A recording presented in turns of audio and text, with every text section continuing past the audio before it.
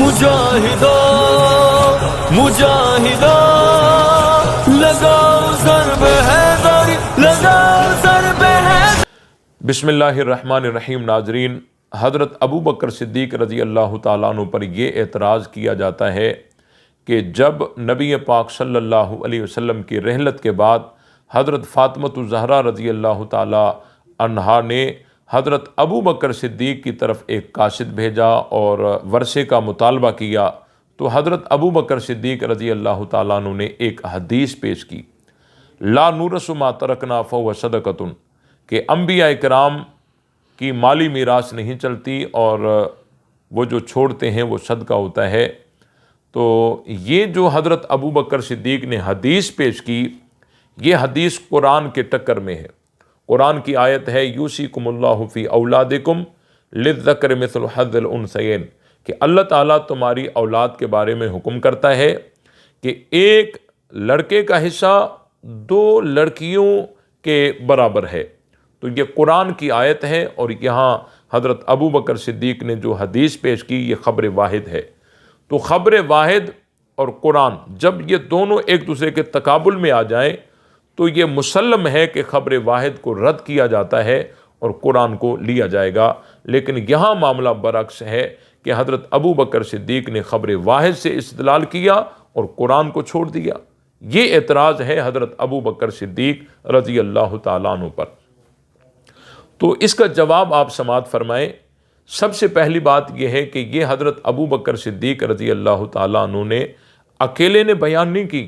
बुखारी शरीफ के अंदर ये रिवायत मौजूद है कि हज़रत उमर फ़ारूक रज़ी अल्लाह ताला अन्हु एक दफ़ा सहाबा इकराम के कुछ अशख़ास और अकाबिर सहाबा मौजूद थे, जिनमें हज़रत उस्मान भी थे, हज़रत अब्दुर्रहमान बिन औफ़ भी थे, हज़रत साद बिन अबी वक़ास भी थे, हज़रत ज़ुबैर भी थे और हज़रत अली भी थे और हज़रत अब्बास रज़ी अल्लाह ताला अन्हुम अजमईन, वो सब वहाँ मौजूद थे। उनकी मौजूदगी में हज़रत उमर फ़ारूक रज़ी अल्लाह ताला अन्हु ने उन सब को मुखातब करके फ़रमाया, क्या तुम इस चीज़ के गवाह नहीं हो कि रसूलुल्लाह सल्लल्लाहु अलैहि वसल्लम ने फ़रमाया था, ला नूरसु मा तरकना फ़हुव सदक़तुन, कि अंबिया इकराम की माली मीरास जारी नहीं होती। तो सब ने मिलकर जवाब दिया था, क़ालू नाम, बिल्कुल नबी पाक सल्लल्लाहु अलैहि वसल्लम ने इस तरह फ़रमाया है। तो अब इसमें हज़रत अबू बकर सिद्दीक़ अकेले कब रह गए? अब ये तो हज़रत अली की भी तस्दीक हो गई, हज़रत अब्बास की भी तस्दीक हो गई और भी बड़े बड़े सहाबा हैं, सब ने तस्दीक की। तो ये कहना कि हज़रत अबू बकर सिद्दीक़ रज़ी अल्लाह ताला अन्हु ने अकेले ने बयान की और वो ख़बर वाहिद है और किसी और सनद से वो चीज़ नहीं आई, ये बात गलत है।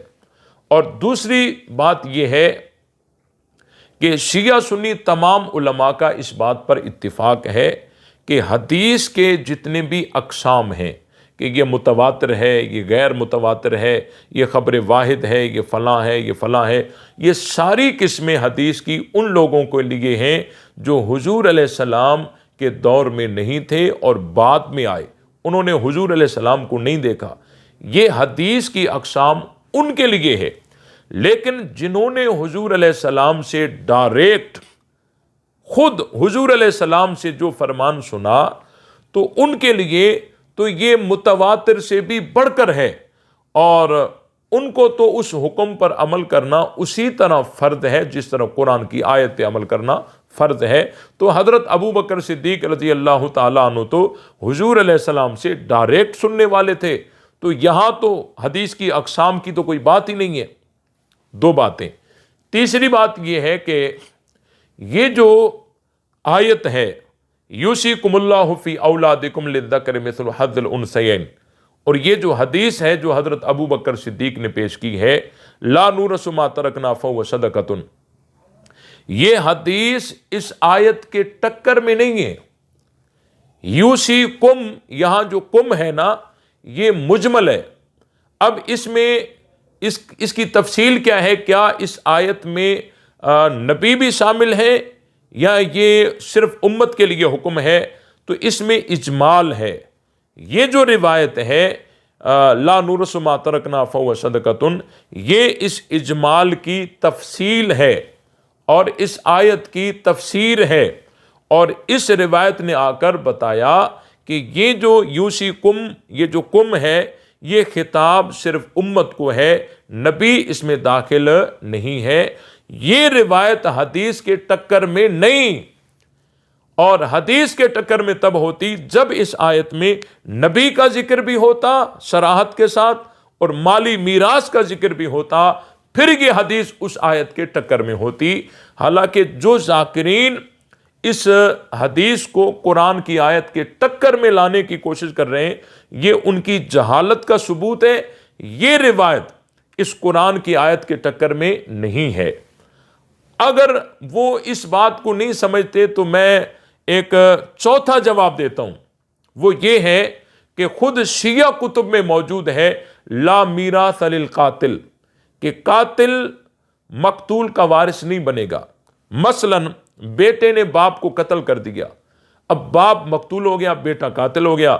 ला मीरास लिल कातिल, कातिल जो है ये मकतूल का वारिस नहीं बनेगा।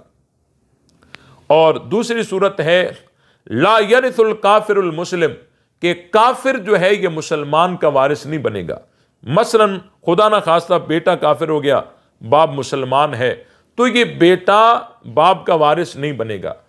गुलाम जो है ये आजाद का वारिस नहीं बनेगा। और भी बहुत सारी सूरतें हैं। अब हम शियों से ये सवाल करते हैं कि ये सूरतें ला मीरास लिल कातिल, ला यरिसुल काफिरुल मुस्लिम और गुलाम जो है वो आजाद का वारिस नहीं बनेगा, ये सूरतें इस आयत से खारिज किस तरह हुई? हालांकि तुम भी मानते हो कि मीरास कातिल के लिए नहीं है, तुम भी मानते हो कि काफिर जो है वो मुसलमान का वारिस नहीं बनता, हालांकि इस आयत में इनकी इस्तिस्ना तो नहीं है। यूसिकुमुल्लाहु फी औलादिकुम लिज़्ज़कर मिस्लु हज़्ज़िल उन्सयैन, इस आयत में कातिल की अदम मीरास का जिक्र तो नहीं है और कातिल की इस्तिस्ना भी नहीं है। तो तुम इन सूरतों को इस आयत से कैसे निकालते हो? और जिस रास्ते से तुम ये सूरतें निकालते हो उसी रास्ते से हम ये सूरत निकालते हैं। अगर तुम तखसीस करो तो जायज़, और अगर हम करें तो नाजायज़। तो ये एक बहुत बड़ा धोखा है।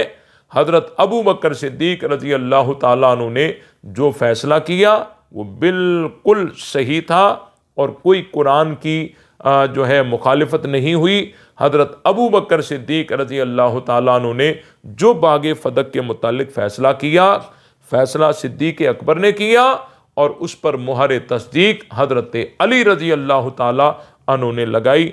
अल्लाह ताला हम सबको हक़ समझकर उस पर अमल करने की तौफ़ीक़ अता फ़रमाए।